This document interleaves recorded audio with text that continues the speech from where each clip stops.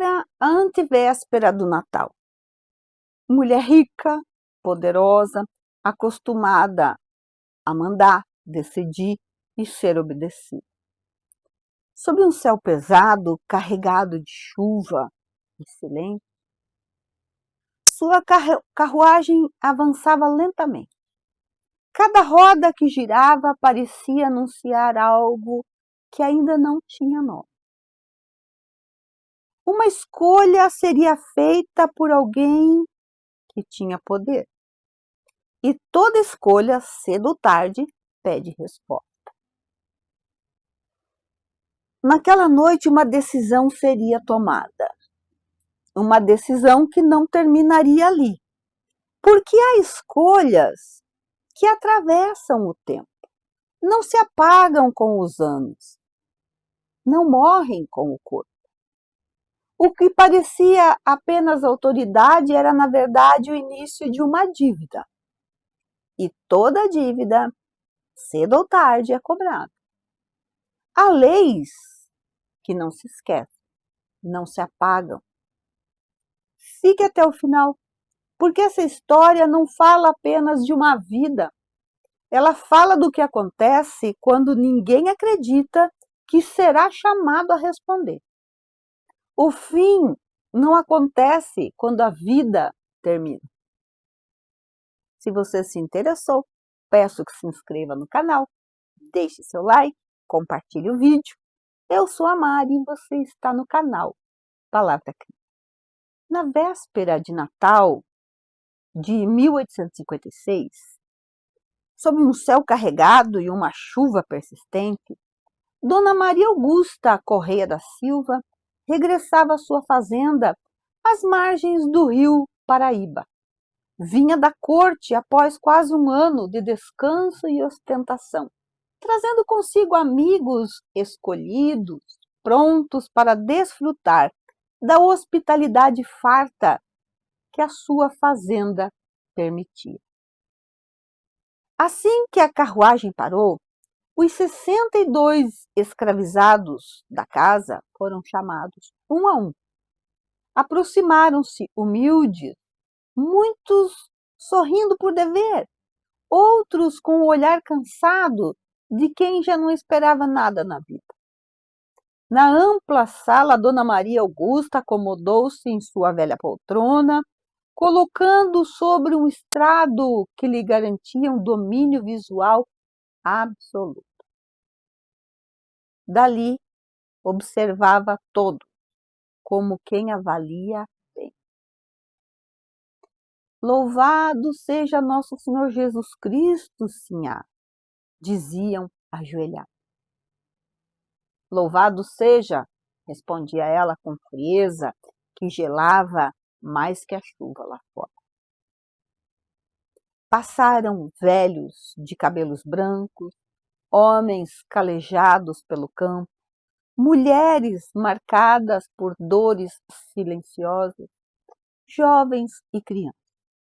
Por fim, escondida num canto, surgiu Matilde, uma jovem mestiça, nos braços duas crianças recém-nascidas.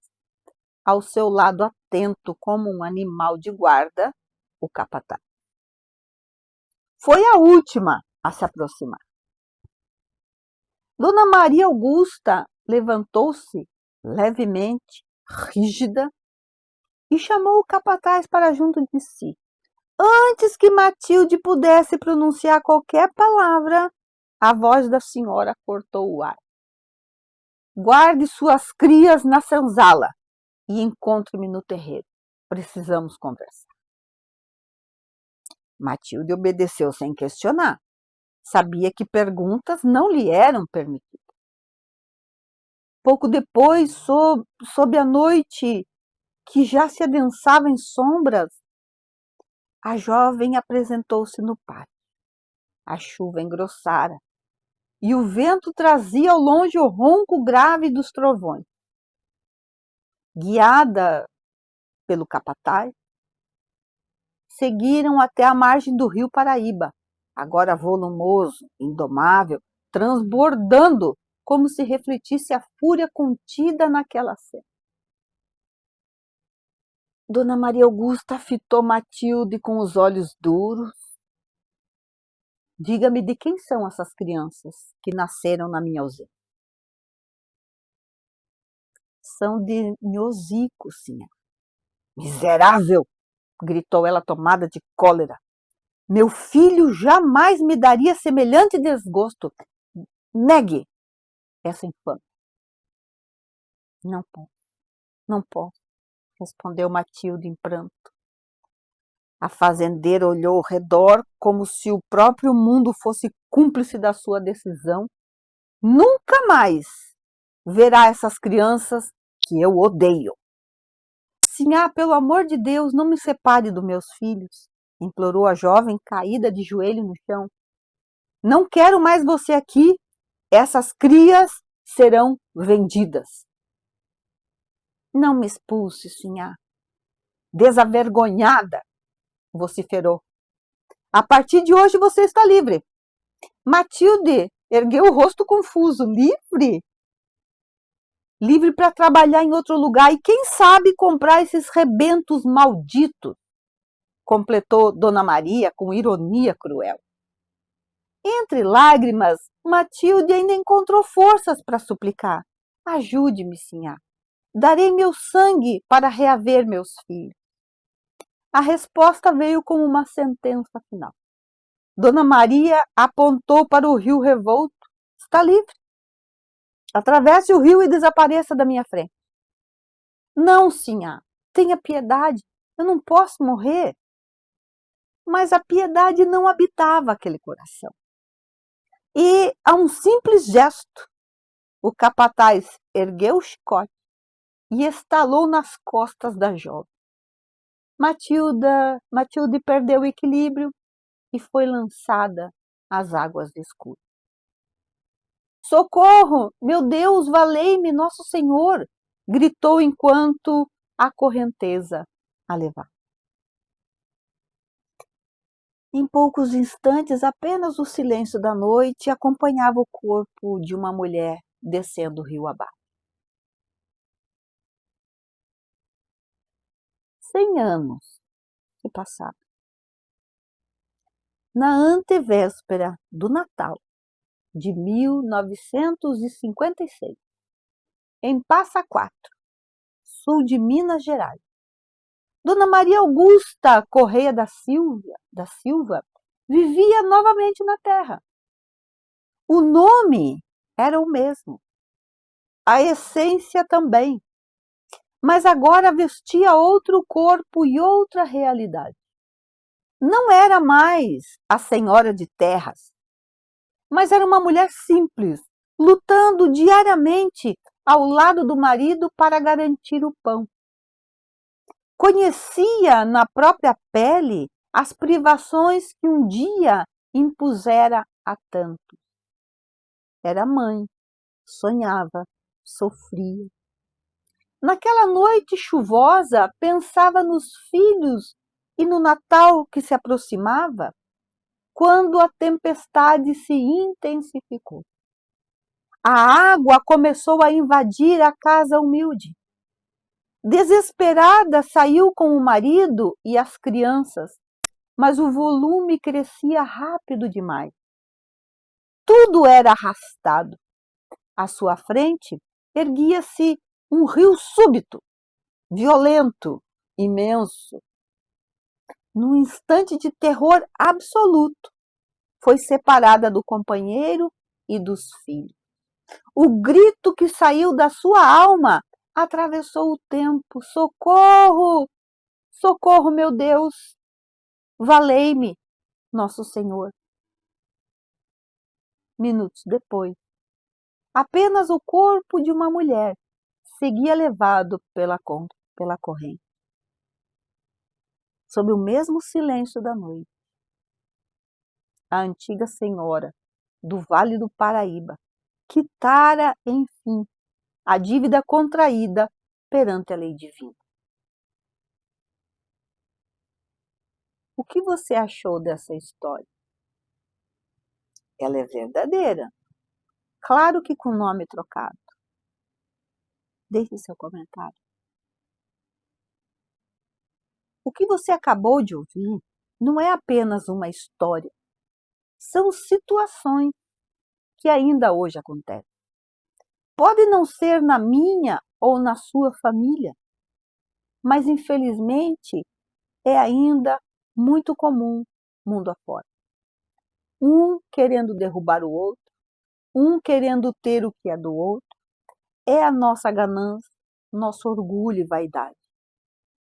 Quando agimos pelo instinto inferior que trazemos em nós, mais dia, menos dia, a nossa consciência, que é divina, mas se encontra nas sombras ainda, pede reajuste. Aí nascemos passando por diversas situações ruins, seja social, moral, financeira, e ficamos bravos com Deus, sem parar para questionar: será que o que eu estou passando não é justo? Será que ontem eu fiz coisas que prejudicaram alguém e agora a minha consciência quer paz? A história narrada é uma representação clara da lei de justiça divina atuando no tempo. Existe uma lei que ninguém dribla: ação e reação, causa e efeito. Chico Xavier tem um livro psicografado que eu indico, chamado Ação e Reação. Ali vemos que o sofrimento não é apagado pela morte. A culpa não se dissolve no túmulo. A consciência continua viva. Eu vou deixar aqui um vídeo que eu convido você a assistir, que vai complementar o que eu acabei de dizer. No livro, vemos que os espíritos se preparam para nascer nesse planeta. Quando isso se dá, esse retorno não é prêmio nem castigo, é tratamento. Vamos passar um tempo em um internato, em um hospital, que também é escola e oficina. Hospital para curar as nossas mazelas morais. Escola onde aprendemos a conviver com os outros. E oficina porque precisamos colocar o que aprendemos em prática. Cada espírito retorna ao corpo como quem aceita um remédio amargo mais necessário. Não porque Deus impõe, mas porque a própria consciência pede ajuste. Dona Maria Augusta não pagou com dor porque Deus quis castigá-la. Ela experimentou o abandono, o desespero e a perda porque foi isso que ela semeou quando tinha poder e escolheu a crueldade. A lei é simples, não é cruel, é justa. Gostaria que você refletisse sobre seu comportamento. Deixe um comentário sobre o que mais te chamou a atenção até aqui. A dor, o sofrimento, nos ensina muito. No livro indicado, lemos que o espírito só liberta quando compreende. Nós só mudamos quando compreendemos e aceitamos uma determinada situação. Aí nós começamos a crescer. Enquanto há revolta, a dor se prolonga. Enquanto há negação, o ciclo se repete.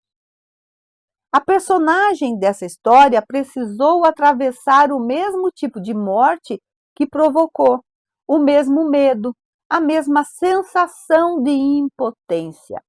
Não para sofrer eternamente, mas para entender profundamente.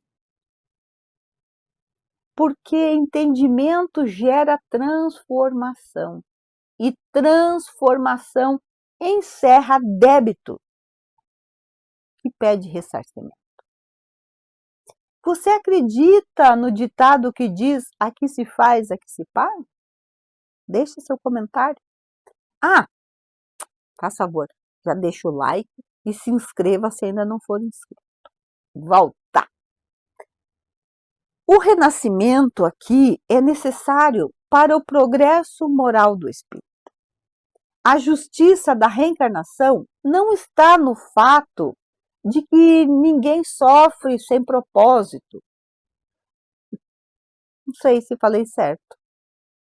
Deu um branco aqui. Vou voltar de novo. A justiça da reencarnação está no fato de que ninguém sofre sem propósito.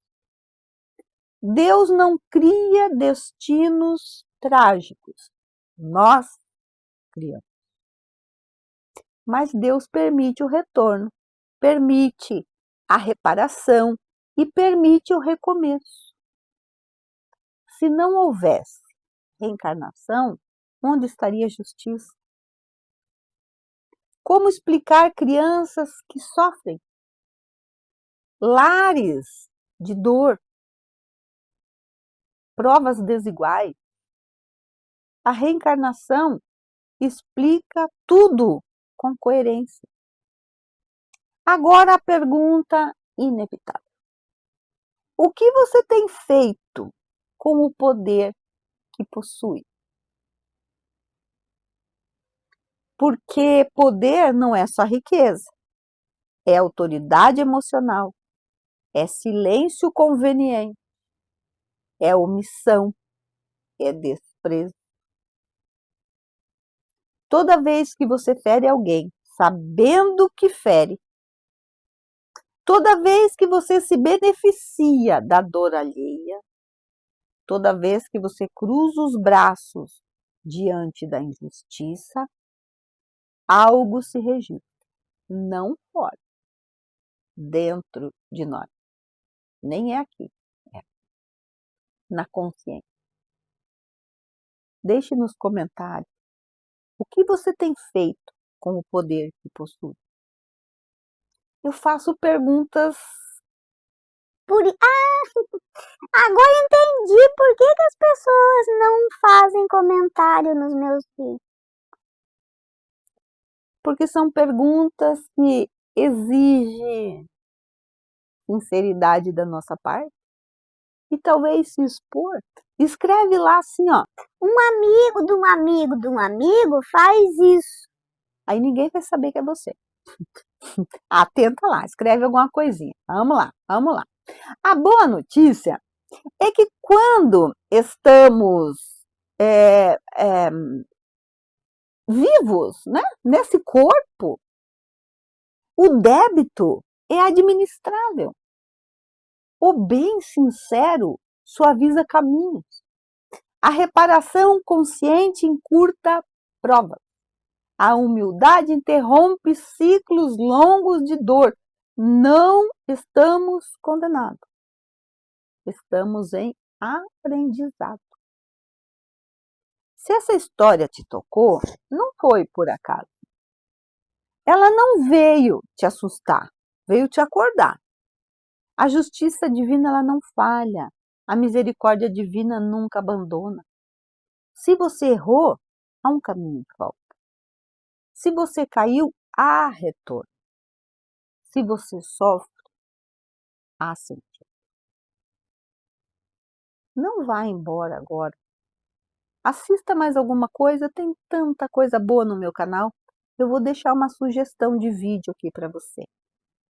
Curta esse vídeo, compartilhe com quem você acredita que precisa ouvir isso. Se inscreva no canal para continuar essa jornada de consciência sua e minha. Porque entender a lei não nos aprisiona, nos liberta. Até.